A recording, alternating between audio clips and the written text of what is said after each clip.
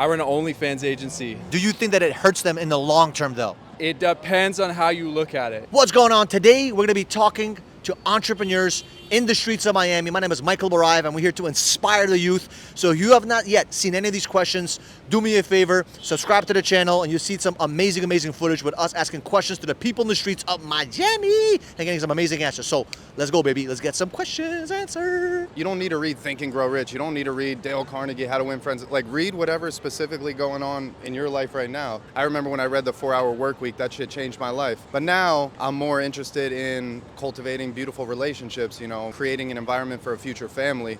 So the type of content I'm consuming is way different than just like hustle, because I kind of already went through that, you know what I mean? One last tip for someone that's 18 to 25 years old. They're creating success, but they just feel empty inside because they created the money success, but they haven't created the success internally. What would you tell them? One thing somebody told me one time that stuck with me, they said, if you're not working on yourself just as much, or if not more than your business, then you're not going to have a fulfilled life. You're not going to be happy. A lot of people are like, I got to, especially here in Miami, like me just moving here, I'm like, shit, everyone's got a Lamborghini. I'm like, what the fuck is going on? But really just focus on getting 1% better a day. And if you see progress in whatever you're doing every single day, you're going to feel fulfillment. You're going to feel happiness. It's not like a dopamine type life, but it's just like, it's consistent.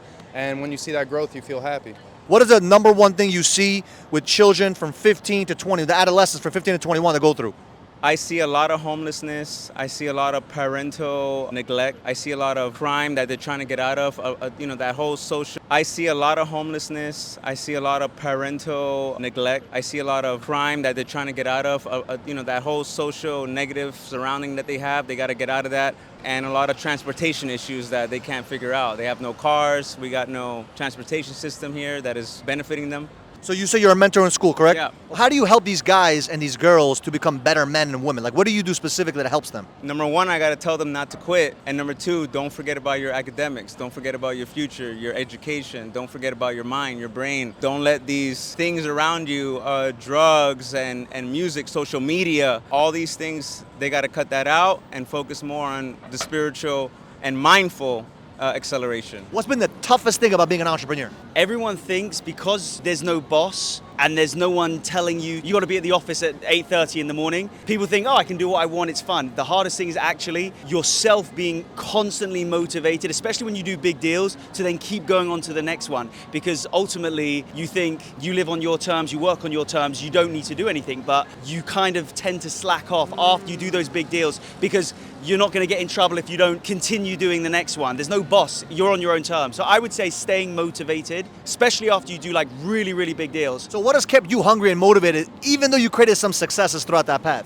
I would say my family, like my parents. So like I'm from London, I'm not from here. And I want to like fly my parents first class. I want to buy my mum, like she loves Louis Vuitton. I want to buy her everything. So like, let's take my mum out of where she is. And it's like give back to them kind of thing, because they were the ones who always helped me, believed in me. They were like, do what you want. If you think you're good at it, go do it. Make something of it. Just don't do nothing. So I want to give back to them. That's what I would say. That keeps me hungry. What's going on so far? We had some amazing questions and amazing answers, as you guys have seen. We still got some more coming in. If you have not yet subscribed to the channel, do me a favor, subscribe to the channel. Click the little notification bell so you know every single week we come at you with value videos and value content. Let's go!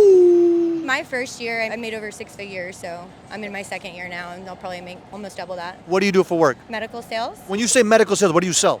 disc sport, wrestling, Sculptra, so I'm in aesthetics. So for someone that wants to get into the medical sales industry, how do they get into that? Honestly, it's all about, just so you know, relationships, honestly. So if you don't know no one, you're screwed? Yeah. And what's the toughest things about being in medical sales? Sales in general, you just see all these different types of people, and you have to acclimate to different people, and so you have to be able to talk to people. Is there anything specific about medical sales that's so difficult for you? It's competitive, and it's constantly changing, just like in healthcare, medical, like there's always something new that comes out, and so you have to constantly compete with your product. So someone that's watching this that wants to get into sales, 3 tips you would give them. Don't give up, meet some more people, important people, and work hard. I run an OnlyFans agency. So we basically work with models and we help grow them on social media, and then we help monetize their following. How long have you been doing that? A little over a year. What are the 3 things you look for in a woman to say, you know what, she'll be a great product for our business? Compliance, I would say, and then beauty. And those are the 2 things we look for, compliance and beauty. So what if they don't have the compliance, but they have the beauty? It won't work for them. Do you think that it hurts them in the long term though? It depends on how you look at it. I think it's definitely not for everyone. I think you have to really think about what you're doing before you do it. Because if you do want to get a long-term relationship with a guy who's gonna like value and respect you, that might be harder for you. So when you say content, for what is the content that they have to post on a daily, weekly, monthly basis that can help them grow? TikTok's a big one. Reddit, we do a lot of stuff on Instagram, but really TikTok, and then doing consistent like scripts, I would say. It's kind of like a consulting role, so we'll help them grow on social media. We'll give them the tools necessary, and then we'll help do all the back end stuff. The biggest thing is, as cliche as it sounds, is like find somebody who has the exact results you want, whether it's 10,000 a month, 20,000 a month, 50,000 a month, 2,000 a month, whatever your result is. Find somebody who has that, who you can verify has been doing it for at least 5 years, and literally go to them and say, I will work for you, I'll do whatever you want, just tell me what I need to do, and don't question what they say. It might sound weird, it might sound like, oh, it worked for them but not me, but if you do exactly what they do, you're gonna get what they get, and it's just a matter of time. And yeah, sometimes you gotta adjust the strategy, but follow a mentor and do exactly what they say. So let me ask you, Yosha, if you have a mentor that's amazing at maybe, let's say, making money, but he's not amazing at building a family or doing other things, like he's not good at those, would you still follow him, or do you want a mentor that's well-rounded? If the thing in my life I need right now is finances and business, and I got everything else taken care of, then I would follow that guy. But if I was a brand new person that doesn't have success in anything, I would try to find somebody who kind of has that well-rounded approach. What do you do for work, if you don't mind me asking? Commercial real estate. And how did you get into commercial real estate? I've been doing it for 35 years, ever since I was 18. In the next 5 years, where do you see commercial real estate going? Nowhere but up. I think markets are changing. I think there's a shortage of good properties out there. A lot of commercial owners right now are trying to sell at very, very, very low cap rates. Yep. What do you say to those people? That's a tough one. I'm in a predicament right now with that. You know, I have a Dollar General that I'm selling, and for a low cap rate, and with the interest rates being high, you can get just as good a return in a bond. That is a problem. But people that like real estate, they'll pay, but not at the rates that they were going for. So what would you tell someone that's just joining into commercial real estate? What are 3 tips you would tell them right now? Persistence, persistence, persistence. I think that's the key to it. How much commercial property do you actually own? It's tough to say, but I'm in the middle of a big development in New York right now. 82 apartments, self-storage facility on site, and about 20,000 square feet of commercial.